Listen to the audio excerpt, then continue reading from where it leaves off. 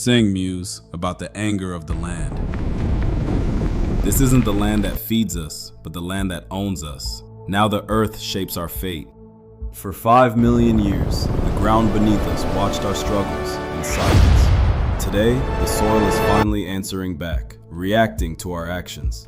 Look at this onion.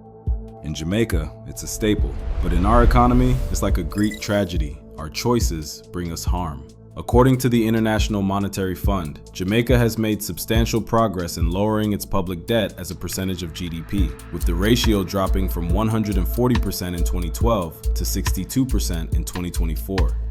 However, while the IMF describes Jamaica's efforts as a success, concerns remain about the country's reliance on imports for goods that could be produced locally, resulting in a high import bill and relatively low export earnings. So ask yourself, if the economy is growing, why is your pot still empty? Why is Kenya, the birthplace of humanity, leasing 520 acres of its precious land to foreign investors for luxury villas, while its own people are going hungry? Tonight, we pull back the curtain. Tonight, we're exposing the great global land swap. This is more than business. It's a fight for the soul of the global South.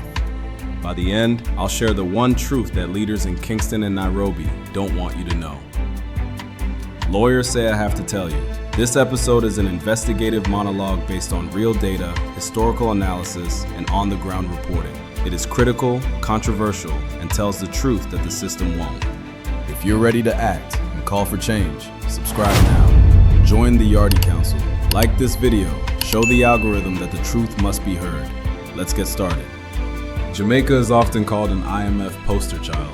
Back in 2013, our debt was 147% of our GDP, a burden so heavy it could sink an island.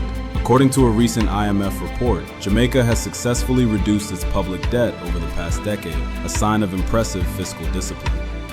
But here's the real question. How can we be a success if we import almost all the food we eat? Think of it like a dopamine ladder, Yardies. The first step is stability, getting our finances in order. The second is credit upgrades, better ratings from global markets.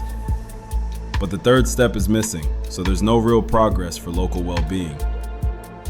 The numbers might look good in Washington, but in Nakuru, Kenya, there's a 520-acre luxury retreat for Israelis on land that should be feeding Kenyans. It's the same story everywhere. According to the OECD, while political crises like those in the Sahel have led countries to strengthen alliances and cooperation, there is no indication that governments, such as those in Burkina Faso, Mali, and Niger, are giving up land to pay off debt. According to a DW report, Western interest in Africa has increased over the past decade, with new players entering the market. Rather than withdrawing entirely, Western countries are focusing on investments and partnerships, often targeting sectors like agriculture and technology. But look at the Sahel. Burkina Faso, Mali, and Niger, the AES, have decided to make a significant shift. They're not asking for fair trade anymore. Instead, they're building their own investment bank and moving away from pan-European ideas. According to research reviewed by the IMF, true sovereignty for a nation involves complex links between its government and banking system, making financial independence more nuanced than simply having an untouchable bank account. Are you ready to learn the realities they don't want you to see? Here it is. Your government isn't focused on your development. It's focused on protecting its reputation. They talk about macroeconomic discipline because if they didn't, the West would cut them off. According to an IMF report, Jamaica continues to rely heavily on imports for goods, which impacts the country's trade balance and fiscal position.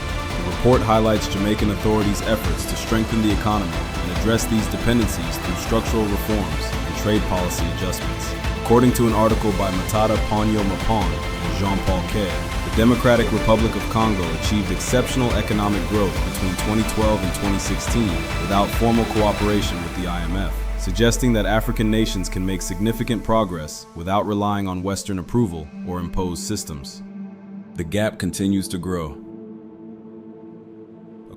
According to Ebenezer Obadair, the divide is not only physical, but also represents a split between people who adopt Western or Pan-European customs and those who align with Pan-African values, as questions about the relevance of Pan-Africanism persist in today's Africa. Own choices. According to an IMF report, Kenya's economy is experiencing steady growth with increased investment in manufacturing and the extractive industries, reflecting growing foreign investor interest rather than the country giving up its land. According to Burkina Info, the governor of the Sahel region has called on local residents to unite with the administration to begin developing the region's economic growth center. Next week, Sovereignty Winter. What happens when debt collectors come for land that's already gone? Don't miss it. Stay sharp. Stay Yardie. I'm out.